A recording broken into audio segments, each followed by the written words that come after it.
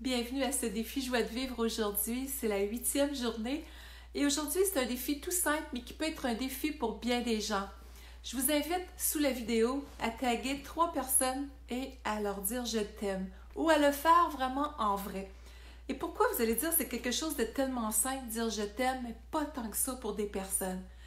Je parlais justement avec une personne, hier, c'est justement ça, qui me disait jamais dans ma famille on s'est dit je t'aime. Elle dit, je sais que je l'aime, mon père et ma mère, que je les aime. J'ai jamais été capable de leur dire, ils me l'ont jamais dit. Et pourtant, comment vous vous sentez quand quelqu'un vous dit « je t'aime » ? Ça fait du bien et c'est un des plus grands besoins de l'être humain de se sentir aimé et souvent d'être appelé par notre prénom également. Ça nous ramène à ce qu'on a de plus grand, de plus beau en dedans. Donc, c'est tout simple aujourd'hui.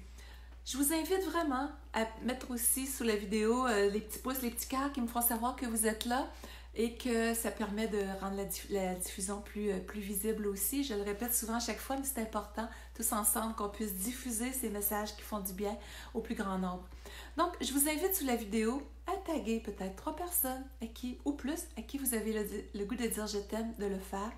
Mais il y a des gens qui vont dire je sais que je l'aime, telle personne, ma mère, mon père », puis quand l'autre me dit « je t'aime », ben moi je réponds moi aussi. C'est beau, ça fait du bien aussi. Mais de regarder votre père, votre mère dans les yeux, dire « Papa, je t'aime. Maman, je t'aime » et de le sentir. Et cette personne-là me disait hier, on n'a jamais été capable de le faire chez nous. Il y avait une espèce de blocage. Et je l'amenais à dépasser ça. On n'a pas le temps de le faire aujourd'hui nécessairement, mais d'oser aller dans ce pas-là. Elle dit, j'ai toujours la peur d'être jugée dans ma vie, puis elle dit, ça m'amène à un syndrome de l'imposteur, même dans mon entreprise, que j'ai peur de charger. Un peu comme si de recevoir l'amour, de recevoir l'abondance, de recevoir le meilleur était inconsciemment une interdiction. Je vous mets sur une piste en ce moment.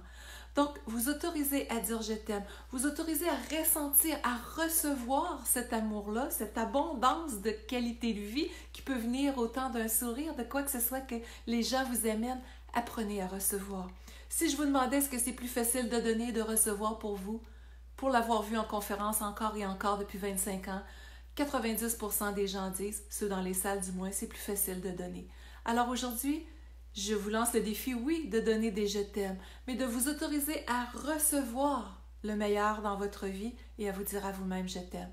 Alors là-dessus, j'ai bien le goût de lire vos commentaires. Pour plus de ressources, lynnebolduc.com. Et si vous trouvez une valeur ajoutée, alors partagez pour qu'on inonde le monde d'amour. C'est ce que les gens ont le plus de besoin, y compris soi-même. Alors, le défi est lancé. On s'est dit je t'aime. Bye bye. J'apprécie énormément votre présence et j'aime être en votre compagnie.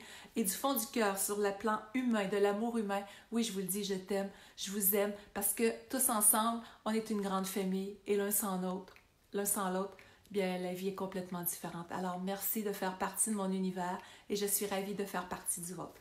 À demain!